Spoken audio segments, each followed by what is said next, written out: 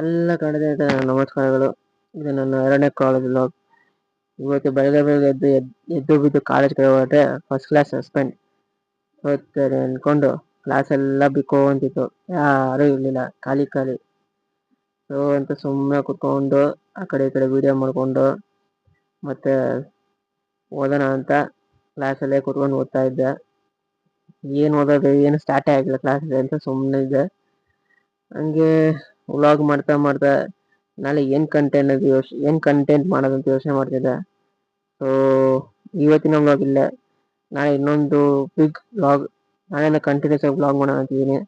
ಅದಕ್ಕೆ ನಿಮ್ಮೆಲ್ಲರ ಸಪೋರ್ಟ್ ಬೇಕು. So please subscribe to my channel and keep watching, keep supporting. And this is Megharaj.